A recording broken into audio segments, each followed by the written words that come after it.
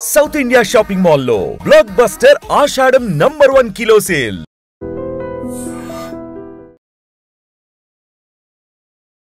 America అనగానే మన తెలుగు రాష్ట్రాలకు సంబంధించిన వాళ్ళు చాలా మంది కూడా డల్లాస్లో చాలా మంది ఉంటారు. సో డల్లాస్ అంటేనే అసలు మన తెలుగు పీపుల్ ఒక హైదరాబాద్ కనబడుతుంది, ఒక విజయవాడ కనబడుతుంది, ఒక ఏపీ కనబడుతుంది, ఒక తెలంగాణ కనబడుతుంది అనేటువంటి మాట చాలా కామన్గా వినిపిస్తూ ఉంటుంది. అన్నీ మన స్టోర్స్ ఉంటాయి, మన వాళ్ళే ఉంటారు. ఇట్లా అసలు అమెరికా ఫీలింగే రాదు అనేది కూడా చాలామందికి తెలిసి, అట్లా మన వాళ్ళే ఒక కుటుంబం అంటే యాక్చువల్లీ హైదరాబాద్కి సంబంధించిన వాళ్ళు, కానీ ఇట్లనే అందరూ ఎట్లయితే అమెరికా వెళ్ళి స్థిరపడ్డారో ఈ కుటుంబం కూడా అట్లనే వెళ్ళి స్థిరపడ్డది. వాళ్ళ పేరు వచ్చేసి వెంకట్ తేజస్విని. అట్లాగే వాళ్ళిద్దరికీ ఒక కొడుకు ఒక బిడ్డ అన్నమాట. చిన్న కుటుంబం, చింతలేని కుటుంబం అంటారు కదా, అట్లా మంచిగా సెటిల్ అయిపోయినరు. వాళ్ళకి అక్కడ డల్లాస్లో ఇద్దరికి జాబ్స్ ఉన్నాయి, హ్యాపీగా కుటుంబాన్ని లీడ్ చేస్తున్నటువంటి పరిస్థితి. సమ్మర్ హాలిడేస్ కదా, అమెరికాలో సమ్మర్ హాలిడేస్ కాబట్టి చాలామంది వాళ్ళ పిల్లల్ని తీసుకొని అక్కడే మన వాళ్ళే చాలామంది వేరే వేరే ప్రాంతాలలో వేరే వేరే స్టేట్లల్లో సెటిల్ అయి ఉంటారు. కాబట్టి సమ్మర్ హాలిడేస్ రాగానే ఒకళ్ళింటికి ఒకళ్ళు హాలిడేస్ కని గడపడానికని వెళ్తూ ఉంటారు. అట్లనే ఈ తేజస్విని కుటుంబం ఎవరైతే నేను మాట్లాడుతున్నానో, తేజస్విని వాళ్ళ అన్న కూడా అట్లాంటాలో ఉంటాడట. సో అట్లాంటాలో సమ్మర్ హాలిడేస్ కోసమని వాళ్ళ అన్న వాళ్ళ ఇంటికి ఫ్యామిలీతో సహా వెళ్ళినటువంటి పరిస్థితి. కానీ ఎంత దుర్ఘటన అనుకోవచ్చు. సమ్మర్ హాలిడేస్ ఇక మొత్తం అయిపోతున్నటువంటి క్రమంలో హాలిడే మొత్తంగా ఎంజాయ్ చేసి వాళ్ళు మళ్ళా డల్లాస్కి వస్తున్నటువంటి టైంలో అత్యంత దారుణమైన సంఘటన, అట్లాగే ఎవరు ఎక్స్పెక్ట్ చేయనటువంటి సంఘటన, ఈ ఫ్యామిలీకి కూడా ఊహకు కూడా అందదు కావచ్చు ఇట్లా అవుతుందేమో, ఇట్లాంటిది ఏదైనా జరుగుతుందేమో అని. వాళ్ళు పాపం మళ్ళా డల్లాస్కి వెళ్తూ ఉన్నారు.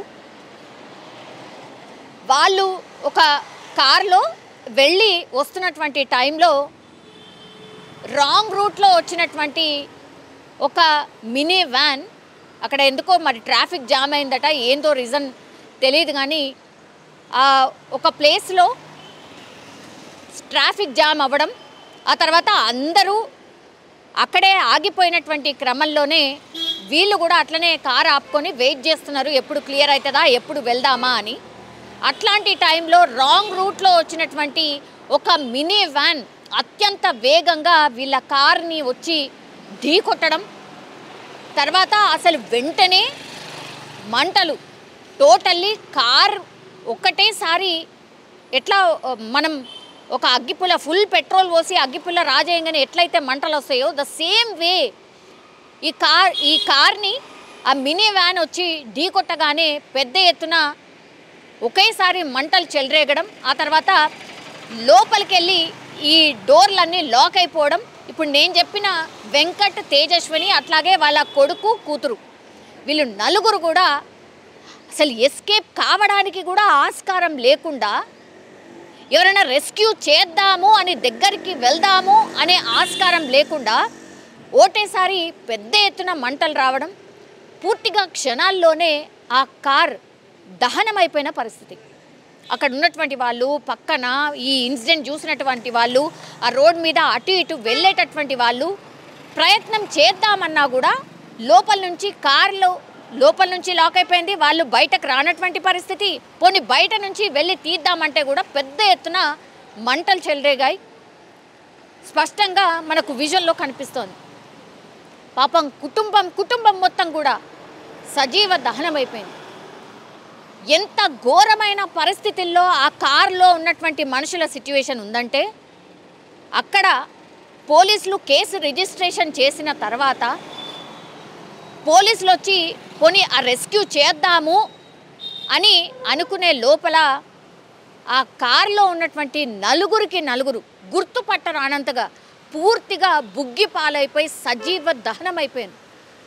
ఎవరి బాడీ ఎక్కడుంది, ఎవరు ఎక్కడున్నారో గుర్తుపట్టలేనంత అత్యంత దయనీయమైనటువంటి పరిస్థితుల్లో ఆ కార్లో ఉన్నటువంటి మృతదేహాలు కనిపించినట్టుగా ఆ ఫొటోస్ని పోలీసులు వీళ్ళ ఫ్యామిలీ మెంబర్స్కి షేర్ చేసిన పరిస్థితి.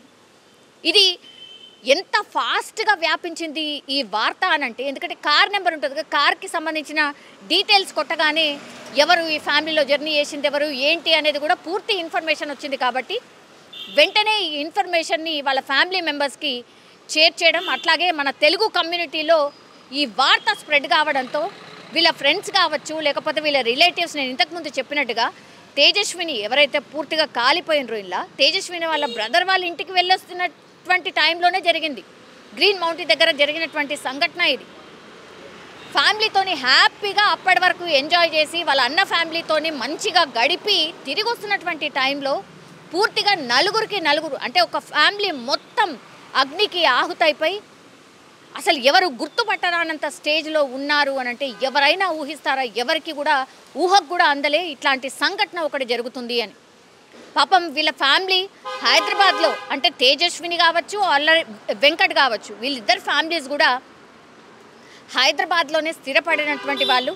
తేజస్విని వాళ్ళ అమ్మా నాన్ననేమో కొంపల్లిలో ఉంటారు, వెంకట్ వాళ్ళ అమ్మా నాన్ననేమో సికింద్రాబాద్లో ఉంటారు. సో వీళ్ళకి ఇన్ఫర్మేషన్, ఇది మొన్న సండే రోజు అర్ధరాత్రి జరిగింది. ఇన్ఫర్మేషన్ రాగానే ఇప్పుడు వాళ్ళందరు ఫ్యామిలీ మెంబర్స్ కూడా అమెరికాకు వెళ్ళినటువంటి పరిస్థితి. అది ఎందుకు? ఇప్పుడు వీళ్ళని గుర్తుపట్టాలి అంటే DNA టెస్టులు చేస్తే కానీ నిర్ధారణ కానటువంటి సిచ్యువేషన్లో వాళ్ళ బాడీస్ ఉన్నాయి అని అంటే ఎంత దారుణంగా వాళ్ళు చనిపోయారు, ఎంత హృదయ విదారకమైనటువంటి సిచ్యువేషన్లో ఈ సంఘటన ఉండి ఉంటుంది మనకు ఊహకు కూడా అందదు. పాపం వాళ్ళేదో జీవితంలో స్థిరపడాలనో, జీవితంలో ఒక మంచి స్థాయిలో ఉండాలనో చాలామంది మన వాళ్ళు అక్కడికి వెళ్ళి సెటిల్ అయిపోతున్నారు. చాలా ఫ్యామిలీస్ కూడా బాగుపడ్డాయి, వాళ్ళ అమ్మా నాన్నల్ని బాగా చూసుకోవడం కావచ్చు, లేదంటే ఇక్కడ కొన్ని ప్రాపర్టీస్ వైజ్గా ఆర్థికంగా బాగుపడడం కావచ్చు, ఒక మంచి పొజిషన్లో ఉండడం కావచ్చు, ఇవన్నీ కూడా ఊహించుకొనే వెళ్తారు. ఈ ఫ్యామిలీ కూడా అట్లనే వెళ్ళింది, వాళ్ళు అదే స్థాయిలో కూడా ఉన్నారు. కానీ అనుకోనటువంటి సంఘటన, ఏ తప్పు చేయకుండానే కుటుంబం కూడా మాడి మసైపోయినటువంటి సంఘటన ఇప్పుడు పూర్తిగా ఒక కలకలమే క్రియేట్ కావడమే కాదు, పాపం వాళ్ళ ఫ్యామిలీ మెంబర్స్ని కూడా ఓదార్చే ప్రయత్నం చేసినా కూడా ఏం ఓదార్పనిస్తాము, ఏమని చెప్తాము, అసలు వాళ్ళకి ఏం చెప్తే ఓదార్పు అవుతుందో కూడా అర్థం కానటువంటి పరిస్థితిలో ఉన్నారు. సో ఆ ఫ్యామిలీ ప్రస్తుతం అయితే అమెరికా బయలుదేరింది.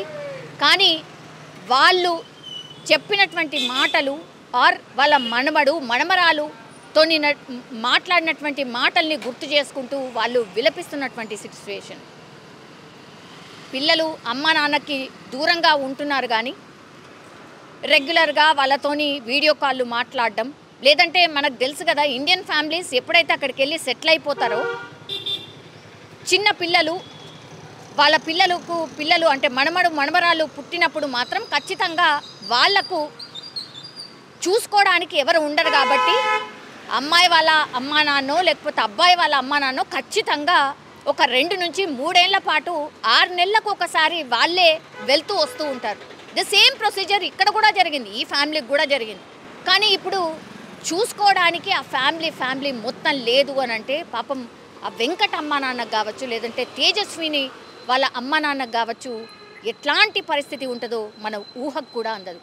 ఇది వార్త పూర్తి స్థాయిలో తెలుగు సంఘాలకు కావచ్చు, లేకపోతే అక్కడ అమెరికాలో ఉన్నటువంటి వాళ్ళందరికీ కావచ్చు, అండ్ డల్లాస్లో వాళ్ళకు ఉన్నటువంటి పరిచయస్తులు, రిలేటివ్స్, ఆఫీసులో పనిచేసే కొలీగ్స్, ఇదంతా కూడా స్ప్రెడ్ అయిన తర్వాత వాళ్ళు అసలు మేము నమ్మలేకపోతున్నాం, అసలు ఇదంతా ఎట్లా జరిగింది, అసలు ఏంటో అన్నటువంటి మాట అయితే వినిపిస్తోంది. కానీ నిజంగా హృదయాన్ని కలిచివేసే సంఘటన అని చెప్పొచ్చు. ఎవరు కూడా ఎక్స్పెక్ట్ చేయలేని సంఘటన ఇది. చేయని తప్పుకు కుటుంబమే బలైపోయినటువంటి పరిస్థితి. నిజంగా ప్రస్తుతం ఉన్నటువంటి సమాజం దేనికి ప్రయారిటీ ఇస్తుంది? ఆర్థిక సంబంధాల చుట్టూ మాత్రమే తిరుగుతుంది. మళ్ళీ ఎన్నికలంగానే చాలా విరక్తి కలుగుతాం. మంచి అనిపిస్తుంది కదా, లేడీస్ కూడా ఛాలెంజింగ్ జాబ్స్ చేసినప్పుడు చాలా బాగుంటది. ట్రాఫిక్ అసిస్టెంట్స్ గా నియమించిన ట్రాన్స్జెండర్స్ అందరితో సాల్యూట్ చేయించుకుంటున్నారు. ఫుడ్ డెలివరీ ఇవ్వటానికి వెళ్ళినటువంటి డెలివరీ బాయ్ అనిల్ పై కళ్ళ ముందు